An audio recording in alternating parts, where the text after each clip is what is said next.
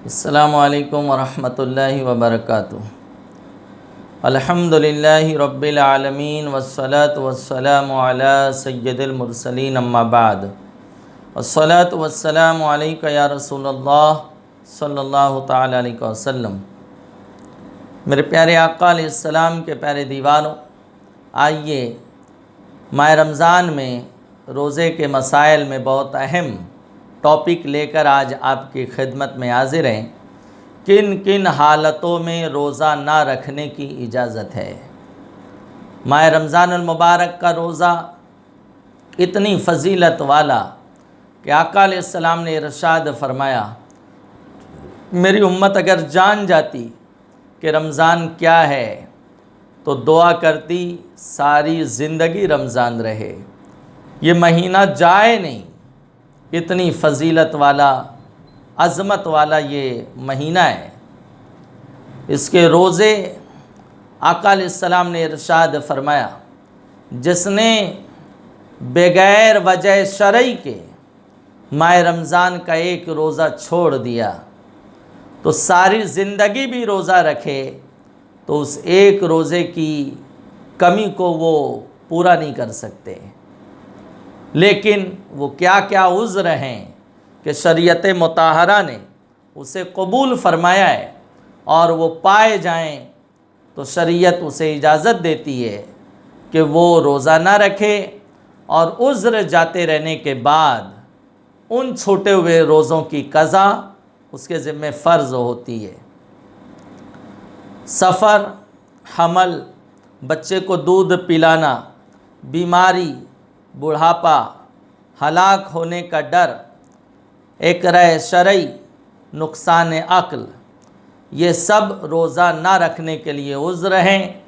इन बातों की वजह से, इन उज़्र की वजह से अगर इनमें से कोई उज़्र पाया जाए तो बहरहाल वो रोज़ा छोड़ सकता है और उज़्र जाते रहने के बाद जल्द अज जल्द उस रोज़े की क़ज़ा करे। उसमें पहला उज़्र जो है वो है सफ़र। यहाँ सफ़र से मुराद शरई मसाफ़त है।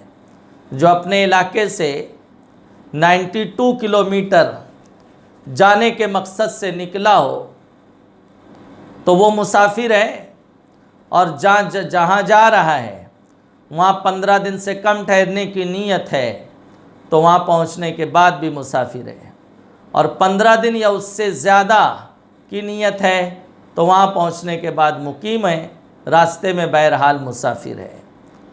तो हालत सफ़र में मुसाफिर को ये रुख्सत है, इजाज़त है, अगर रोज़ा रख सकता है, रोज़ा रखने से उसको और उसके साथ वालों को किसी तरह की परेशानी ना हो तो रोज़ा रखना अफजल है, वरना ना रखना बेहतर है और बाद में उसकी क़ज़ा का हुक्म होगा।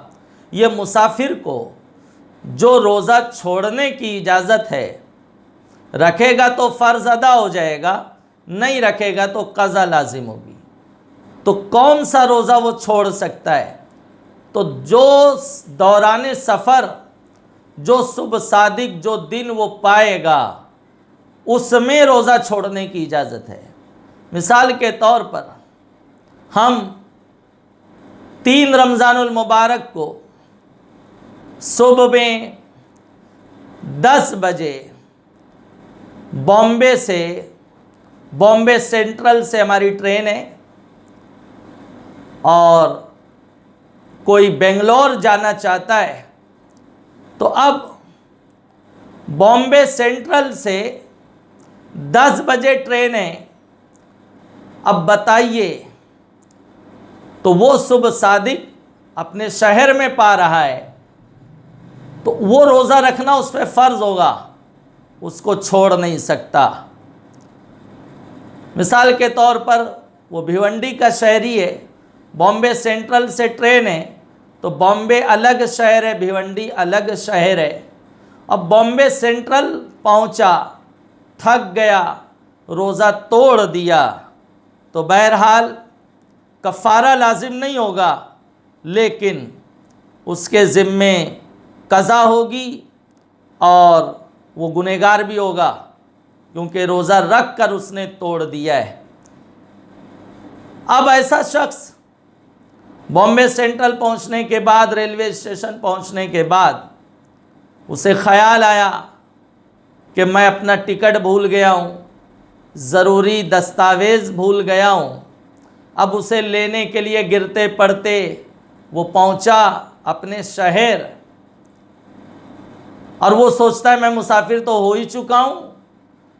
अब वो भिवंडी में दाखिल हो रहा है, तो यहाँ थकान की बुनियाद पर उसने बस स्टैंड पर पानी पी लिया, नींबू शरबत पी लिया ताकि उसकी थकान उतर जाए। तो भाई साहब, ये जो रोज़ा तोड़ा गया, ये सफ़र में नहीं तोड़ा गया, वो अपने वतन में आके रोज़ा तोड़ा है, लिहाजा उस पर कफ़ारा भी लाजिम होगा, कज़ा के साथ साथ कफ़ारा भी लाजिम होगा, क्योंकि वतन असली में आने के बाद मुसाफिर का सफ़र ख़त्म हो जाता है। अब जब जाएगा तो मुसाफिर होगा, उसने वतन में आके रोज़ा तोड़ा तो कफ़ारा लाजिम होगा।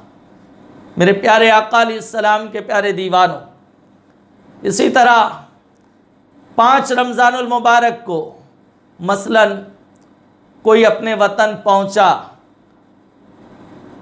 वहाँ मुकीम हो गया, वो उसका वतन असली है। मसलन 11 बजे वो अपनी मंजिल पे पहुंच गया, तो अब उसका सफ़र ख़त्म हुआ।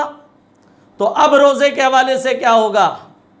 तो अब ये देखा जाएगा कि अगर सुबह सादिक से अभी 11 बजे तक वो कुछ खाया पिया है या नहीं। अगर खाया पिया नहीं है तो बहुत अच्छी बात है, वो रोज़े की नीयत कर ले कि मैं सुबह सादिक से रोज़े से हूँ, उसका रोज़ा सही होगा अल्हम्दुलिल्लाह। और अगर खाया पिया है तो अब रोज़ा तो नहीं होगा, लेकिन उस शख्स को सुबह 11 बजे से लेकर सूरज डूबने तक रोज़ेदार की तरह रहना उस पर वाजिब होगा। खाने पीने सब से बचेगा, वो तन्हाई में भी खाने पीने की इजाज़त नहीं होगी, क्योंकि अब वो मुकीम हो चुका है, लिहाजा रोज़ेदार की तरह रहना वाजिब होगा। मेरे प्यारे आका अलैहिस्सलाम के प्यारे दीवानों, दूसरा उज़्र है हमल और बच्चे को दूध पिलाना। हमल करार पाने के बाद औरत की माँ की सेहत बुरी तरह मुतासिर रहती है। 9 महीना वो दर्दो कर्ब झेलती है, और हमल करार पाने के बाद, हमल ठहर जाने के बाद हैज़ आना मौकूफ़ हो जाता है। फिर उसी खून से शिकमे मादर में, माँ के पेट में बच्चा परवरिश पाता है, परवान चढ़ता है। और इस अय्याम में औरत को शिद्दत की भूख लगा करती है, और वो जो भी खाती है उससे बच्चे को ग़िज़ा हासिल होती है। तो अब माँ अगर रोज़ा रखेगी तो 14 से 15 घंटे वो खाए पिएगी नहीं, तो बच्चे को नुकसान होगा, उसकी जान को ख़तरा होगा, माँ की जान को ख़तरा होगा। तो अब ऐसी सूरत में अगर कामयाब चंद डॉक्टर्स से, लेडीज़ डॉक्टर्स से आप राय लें, मशवरा लें, अगर वो मना करते हैं तो फिर शरीयत इजाज़त देती है कि हमल वाली रोज़ा ना रखे। बच्चा पैदा होने के बाद दूध पिलाने का मामला है, तो वहाँ भी यही मामले का दखल है कि जो कुछ वो खाती पीती है उससे दूध बनता है। और अगर वो रोज़ा रखेगी, 14-15 घंटे का दिन होगा और वो रोज़े से रहेगी, कुछ खाए पिएगी नहीं, तो अल्लाह अकबर, दूध की पैदावार कैसे होगी? तो दूध खुश्क हो जाएगा या उसकी मिकदार में कमी हो जाएगी। तो अब वो शीरखार बच्चा, दूध पीता बच्चा, वो क्या खाएगा, क्या पिएगा? उसकी अभी कोई और गिज़ा तो है नहीं। एक गिज़ा है, वो माँ का दूध है। वो चलो कम भी हो गया तो बेचारा भूखा रहेगा वो, और खुश्क हो गया तो अब तो बहुत दुश्वारी का सबब बन जाएगा। इसलिए शरीयत मुतारा इजाज़त देती है कि दूध पिलाने के अय्याम में औरत रोज़ा ना रखे। अब अय्याम रज़ा, दूध पिलाने की जो मुद्दत है वो कुरान ने 2 साल मुकर्रर फरमाई। तो एक रमज़ान गया दूध पिलाने में, अब दूसरा रमज़ान शरीफ आया, उसमें भी ये उज़्र है, तो वो रोज़ा ना रखने की उसे इजाज़त है। अब बहरहाल जब अय्याम रज़ात, दूध पिलाने के अय्याम 2 साल गुज़र जाएंगे, तो अब उसे, उस औरत को, उस माँ को धीरे धीरे उसकी क़ज़ा रखनी होगी और ये फ़र्ज़ होगा। औरतें इसमें ताख़ीर करती हैं, सुस्ती और काहली का मुज़ाहरा करती हैं। एक साथ ना रखे, कोई ज़रूरी नहीं कंटिन्यू रखे वो 60 रोज़े, हफ्ते में 1-2 रख ले, 15 दिन में 2-3 रख ले, ताकि कम से कम इतना हो कि आने वाला रमज़ान आए उससे पहले पहले चाहे मर्द हो या औरत जिसके रोज़े क़ज़ा हैं वो उसको अदा कर ले। इसी तरह से मरीज़, बीमार मरीज़ को बीमारी बढ़ जाने या देर में अच्छा होने का, या तंदुरुस्त को बीमार हो जाने का गुमान गालिब हो, या खादिम खादमा को बहुत कमज़ोर हो जाने का गुमान गालिब हो, तो इन सब को इजाज़त है कि उस दिन रोज़ा ना रखें। कोई ऐसे मर्ज़ में मुब्तला है, अव्वल तो पहले डॉक्टर जो उस मर्ज़ के माहिरीन हैं, एक से नहीं 2-3 से कंसल्ट करे, उनसे राय ले, उनसे मशवरे ले, उसके बाद कोई कदम उठाए। तो रोज़ा रखने से बीमारी के बढ़ जाने का या देर में अच्छा होने का गुमाने गालिब हो तो रोज़ा ना रखने की इजाज़त है। गुमाने गालिब की 3 अलामत शरीयत मुतारा ने बयान फरमाई। वो 3 क्या है? वो 3 अलामत ये है,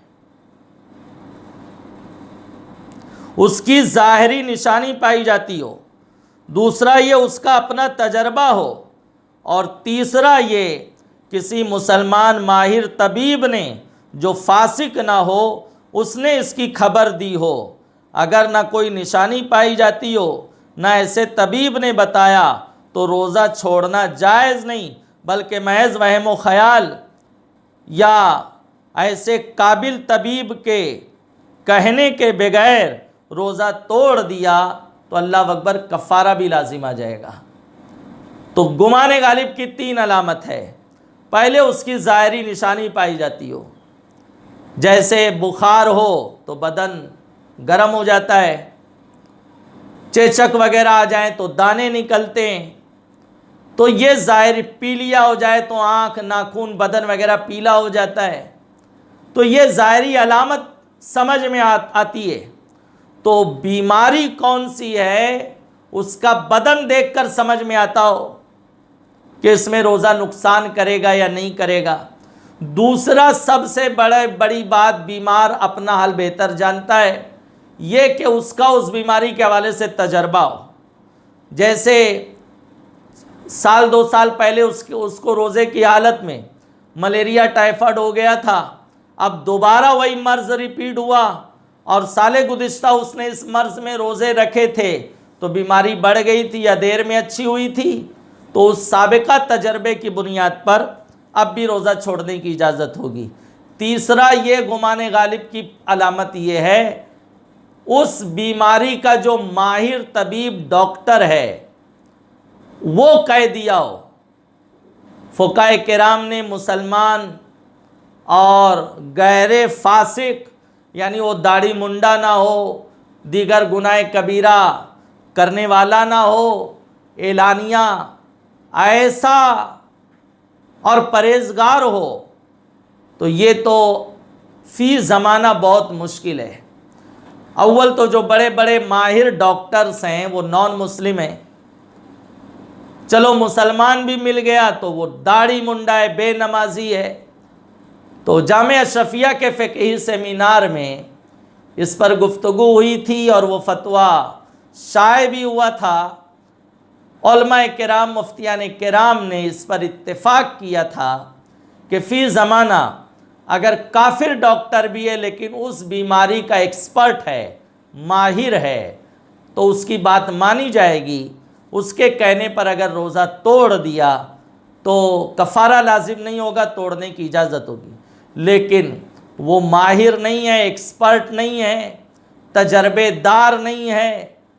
बाज़ डॉक्टर्स खाली सर्दी बुखार है, सर दर्द है, तो उसमें रोज़ा तोड़ने का मशवरा देते हैं। हरगिज़ रोज़ा नहीं तोड़ेंगे, बल्कि ऐसे मामूली तबीब, मामूली डॉक्टर्स के कहने पर रोज़ा तोड़ दिया तो फरमाते हैं कफ़ारे का भी हुक्म आएगा, लिहाजा हरगिज़ ऐसी हरकत नहीं की जाएगी।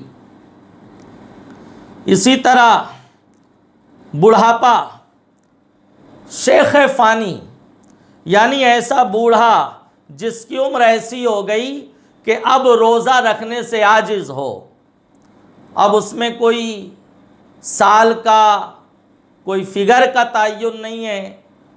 कोई 80 साल का बूढ़ा है फिर भी वो रोज़ा रखता है, 90 साल के फिर भी रखते हैं। तो वो उसकी सेहत पर मुनहसिर है, सेहत पर उसका डिपेंड है। बहुत कमज़ोर हो गया है, बीमार वगैरह रहता है, अब माह रमज़ान में रोज़ा रखने से आजिज़ है। आजिज़ से मुराद ना अब रख सकता है, ना आइंदा इतनी सेहत की उम्मीद है।